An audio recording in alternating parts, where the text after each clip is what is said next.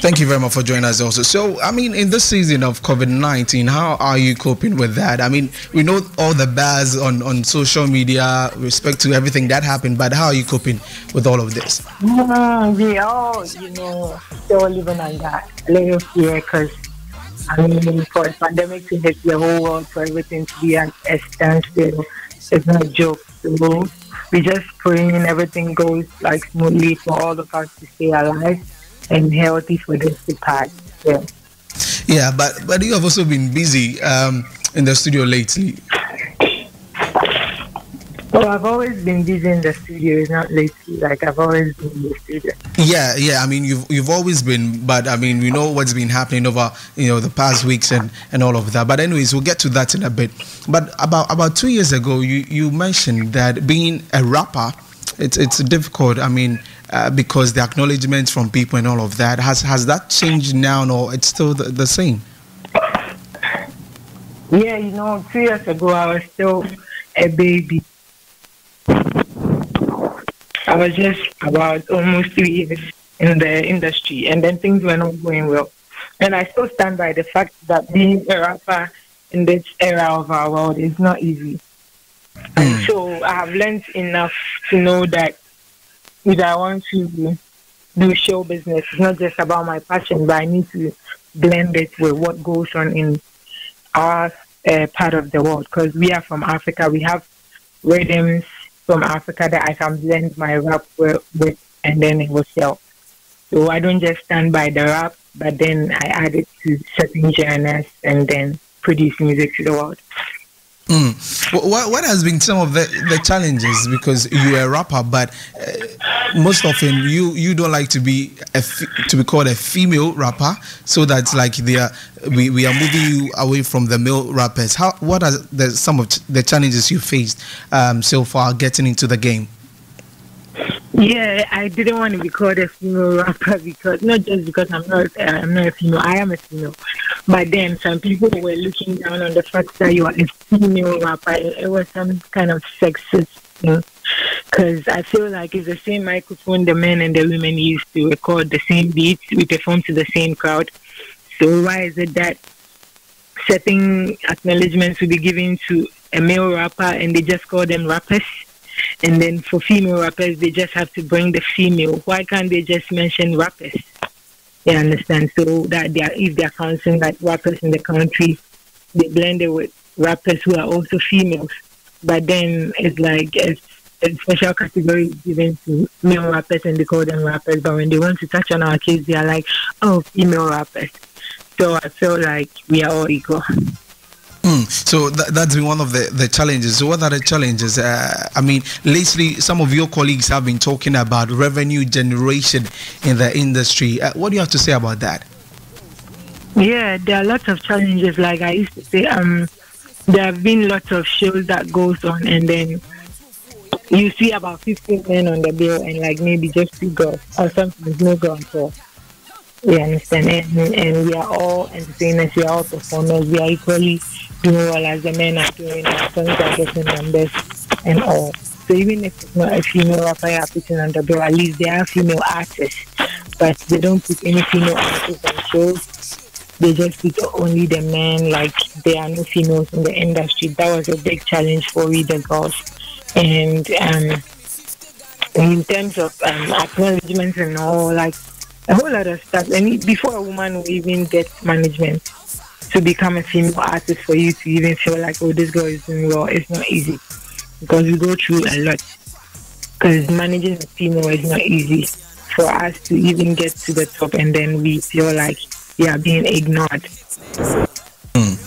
Okay, so I mean, to the question about the revenue generation, I mentioned that some of your colleagues have been talking about the fact that more needs to be done. And recently, the Minister of Information held a live video with one of your colleagues. If you had the opportunity to meet the minister or to talk to him, what would you tell him that the government can help make right with the industry when it comes to some of the challenges you're facing?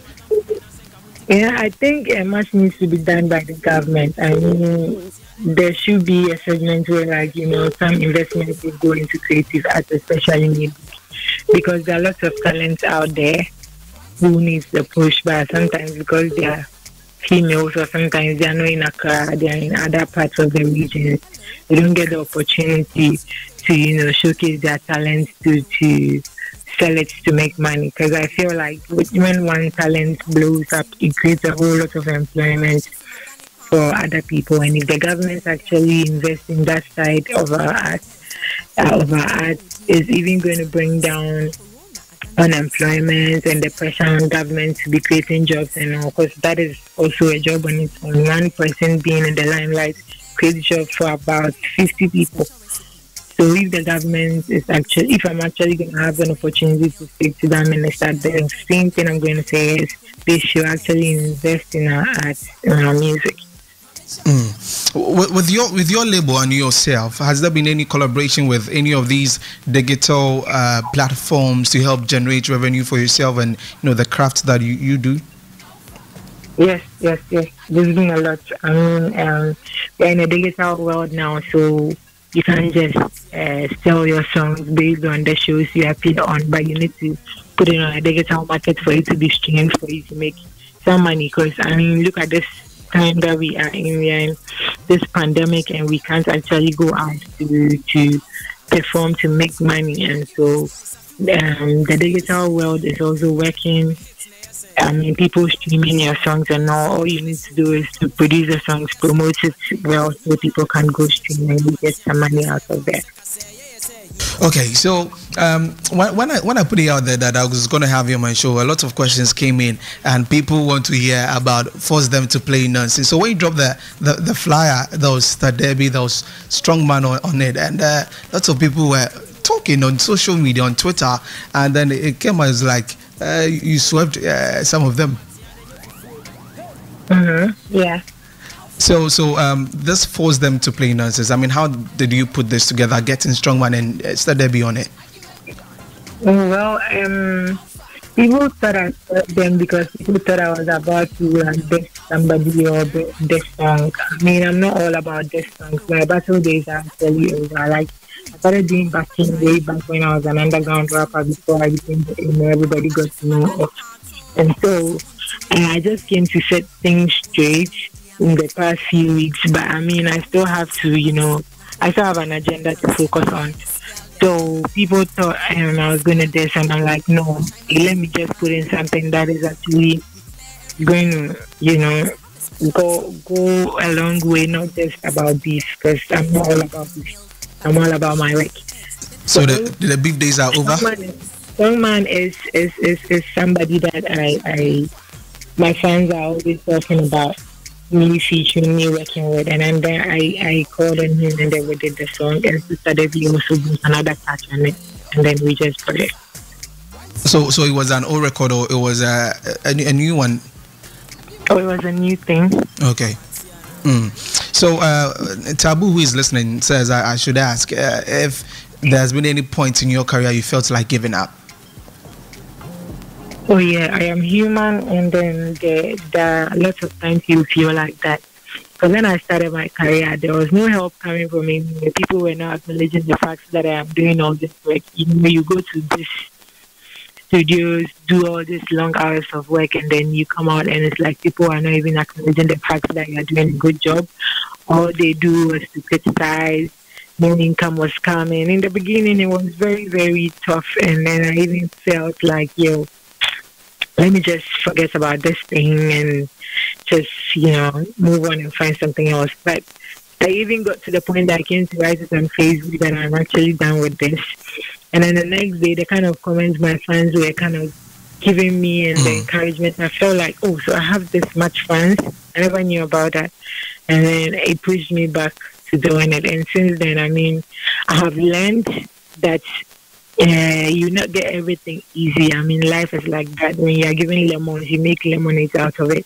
So no matter how the troubles come and hit me or anything, I still know I have a road and a path I'm taking, and I need to just be focused. Which female rapper did you look up to, growing up in the industry? Unfortunately, when I was growing up, I didn't know any female rapper. I wasn't the kind of person who had the opportunity to be listening to hip hop. I'm from a mission home, and so all I was listening to was gospel songs and stuff. So when I got to secondary school, that is when I was exposed to rap. By then, Sakode and the guys were doing it, and I was just trying to do it like the Temawe. That was all I had in my head. I didn't even know about female rappers. I knew Abewanana was there. She was a dancehall act. I liked her style, but I didn't get any female rapper to be copying. Like, I want to be like this person. Was listening to Miss Bell and all. So I was just doing it like how the guys do it until I found out, there is some Missy Elliott somewhere, and image-wise, I can look like her, I can be this. But I never copied from females. All right, thank you very much, Eno. Finally, your fans are listening in Cape Coast. What do you have to say to them before you go?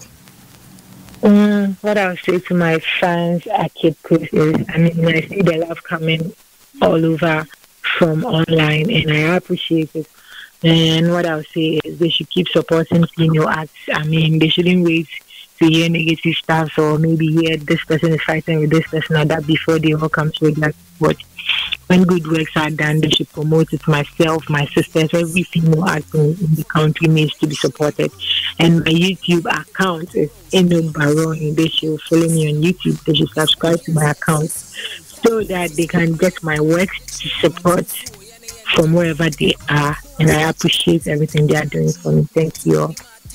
Thank you very much, ENO BARONY, for joining us this morning on the Metro Mix on HLFM in Cape Coast. Thank you very much. Thank you so much. Well, can you give us 30 seconds freestyle before you go? Quick one.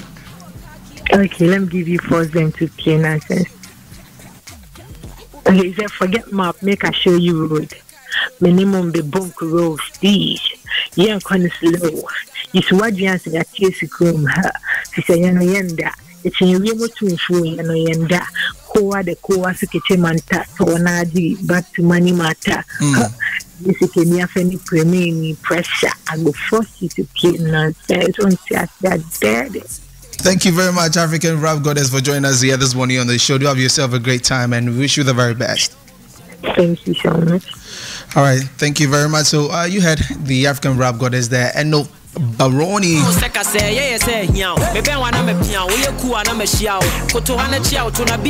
that's it for the interview you heard from her, talking about a number of things. So this is where we end the first part of the show. We'll be back after the news from Joy 99.7 to continue with the show. At 1 p.m. we'll be doing our triple play with Rough and Smooth.